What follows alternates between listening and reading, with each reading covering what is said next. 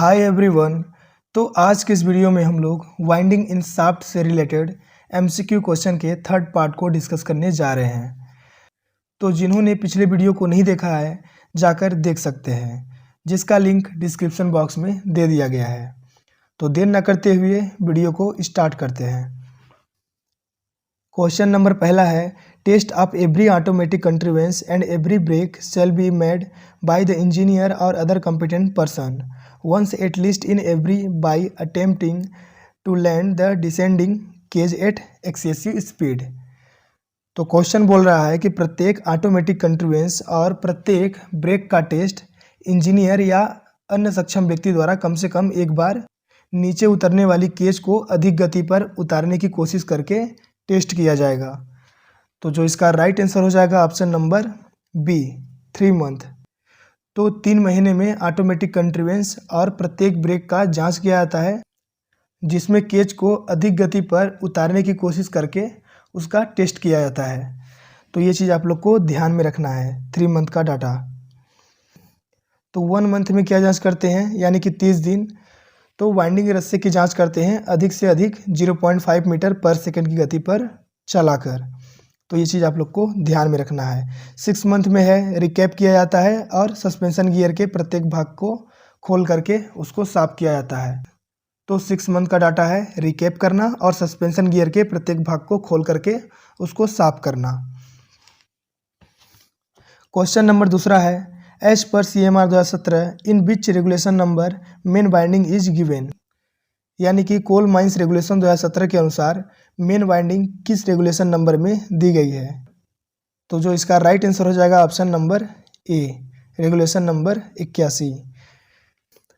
Regulation number 80 में है shaft fittings, 82 में है मल्टीडेक और 83 में है वाइंडिंग ऑफ मटेरियल्स। तो इसको भी आप लोग को ध्यान में रखना है। क्वेश्चन नंबर तीसरा है, no person shall be appointed as a winding engineman unless he hold N.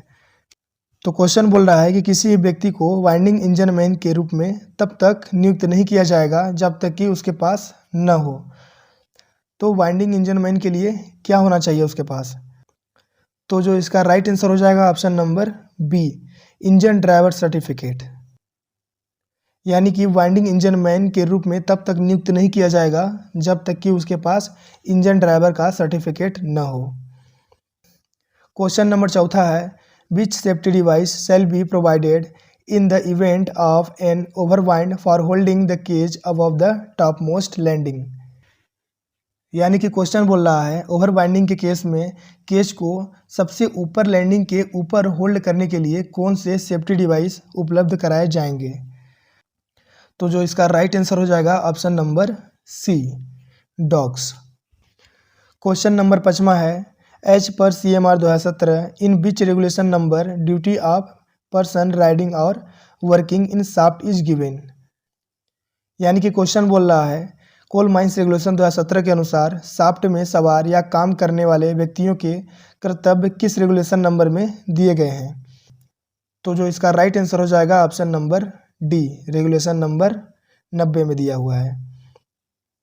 Regulation number 88 में है एग्जामिनेशन ऑफ वाइंडिंग इक्विपमेंट, 91 में है जनरल प्रिकॉशन और 89 में है गेट्स एंड फेंस। तो इस चीज़ को भी आप लोग को ध्यान में रखना है। क्वेश्चन नंबर 6वां है, it shall be the duty of the engineer और other competent person to examine once at least in every the brake of the winding engines. यानी कि क्वेश्चन बोल रहा है इंजीनियर या अन्य सक्षम व्यक्ति का यह कर्तव्य होगा कि वह वाइंडिंग इंजनों के प्रत्येक ब्रेक की कम से कम एक बार जांच करे। तो जो इसका राइट आंसर हो जाएगा ऑप्शन नंबर बी, 24 आवर्स में। 24 आवर्स में एक बार इंजीनियर या अन्य सक्षम व्यक्ति इंजन में लगे प्रत्येक ब्रेक की कम से कम एक बार जांच करते हैं। 7 दिन में क्या जांच करेंगे, वाइंडिंग रस्से की जांच करेंगे 1 मीटर प्रति सेकेंड की गति से चलाकर, और वाइंडिंग इंजन के बाहरी भागों की जांच करेंगे, सिग्नलिंग सिस्टम और गाइड की भी जांच करते हैं 7 दिन में। तो ये भी आप लोग को ध्यान में रखना है। क्वेश्चन नंबर 7वां है, it shall be the duty of the engineer और other competent person to examine once at least in every the attachment of the winding ropes to the drum the depth indicator. Question है, engineer या अन्य सक्षम व्यक्ति का यह कर्तव्य होगा कि वह वाइंडिंग रस्से का ड्रम से अटैचमेंट व डेप्थ इंडिकेटर की कम से कम एक बार जांच करेगा।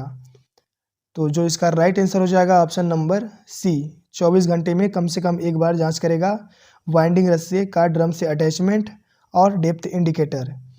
उसके साथ साथ ही सस्पेंशन गियर के प्रत्येक भाग की जांच करेगा, केज की जांच करेगा और वाइंडिंग उपकरण का प्रत्येक बाहरी भाग की भी जांच करता है।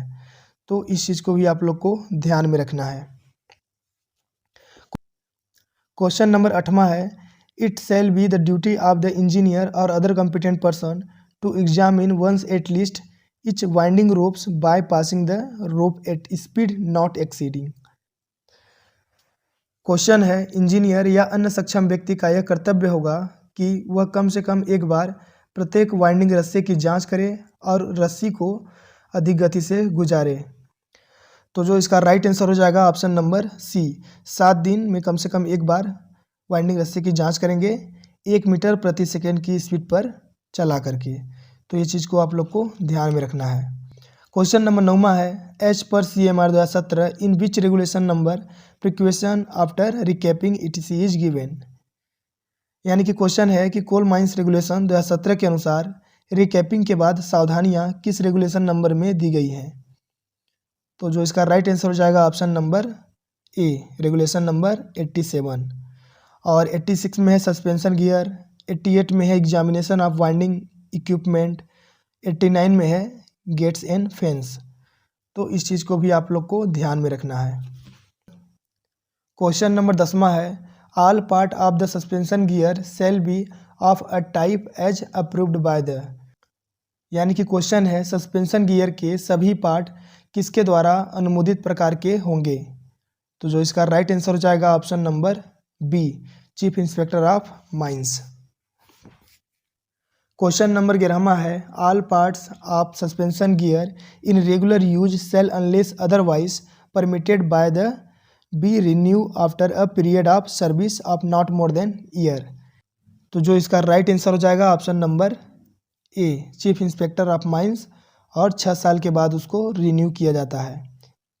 यानी कि जब तक चीफ इंस्पेक्टर कोई अन्य इजाज़त न दे, नियमित रूप से काम आने वाले सस्पेंशन गियर के सब भाग अधिक से अधिक 6 वर्ष तक काम लाने के बाद रिन्यू किया जाएगा। तो जो इसका राइट आंसर हो गया option number A. Question number 12वां है, if it is possible to avoid threaded joint then factor of safety shall not be less than for components of suspension gear. यानी कि यदि थ्रेडेड जोड़ से बचना संभव है तो सस्पेंशन गियर के कंपोनेंट का फैक्टर ऑफ सेफ्टी क्या होगा। तो जो इसका राइट आंसर हो जाएगा option number D, 10। Question number 13 है, detaching hook use in sinking shaft shall be taken apart clean and carefully examine once at least in every. यानी कि क्वेश्चन है कि सिंकिंग शाफ्ट में काम आने वाले सेफ्टी हुक कितने दिनों में कम से कम एक बार अलग निकाल करके साफ किया जाएगा और सावधानीपूर्वक उसकी जांच की जाएगी। तो जो इसका राइट आंसर हो जाएगा ऑप्शन नंबर सी, 7 दिन।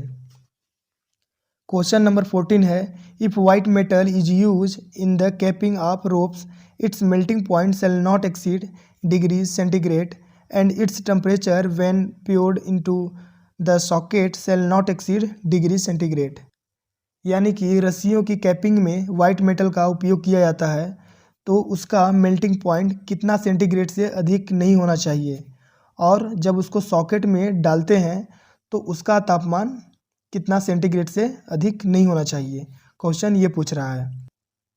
तो जो इसका राइट आंसर हो जाएगा ऑप्शन नंबर डी, यानी कि वाइट मेटल का जो मेल्टिंग पॉइंट होगा वो 300 डिग्री सेंटीग्रेड से अधिक नहीं होगा, और जब उसको सॉकेट में डालेंगे तो वो 363 डिग्री सेंटीग्रेड से अधिक का नहीं होना चाहिए। तो जो इसका राइट आंसर हो गया option number D. Question number 15 है, नो मोड और type of capping shall be use which fails to withstand a load of at least the maximum static load there on. यानी कि क्वेश्चन बोल रहा है किसी भी मोड या प्रकार की कैपिंग का उपयोग नहीं किया जाएगा जो कम से कम मैक्सिमम स्टैटिक लोड का भार झेलने में विफल हो। तो जो इसका राइट आंसर हो जाएगा ऑप्शन नंबर बी 10 टाइम्स, यानी कि कोई भी ऐसा कैपिंग का यूज नहीं किया जाएगा जो कि मैक्सिमम स्टैटिक लोड के 10 गुने से भार को सहन करने में विफल रहे। बाकी यदि आप लोग माइनिंग प्लस के साथ अपनी तैयारी करना चाहते हैं तो इसके लिए आप लोग को माइनिंग प्लस ऐप को इंस्टॉल करना होगा, जिसका लिंक डिस्क्रिप्शन बॉक्स में दे दिया गया है। वहाँ से आप लोग माइनिंग प्लस ऐप को डाउनलोड कर सकते हैं, जहाँ पे आप लोग को SCCL and BCCL mining sirdar, Madhya Pradesh mines inspector, GATE 2024, HEMM operator and DGMS exam का प्रिपरेशन कराया जा रहा है।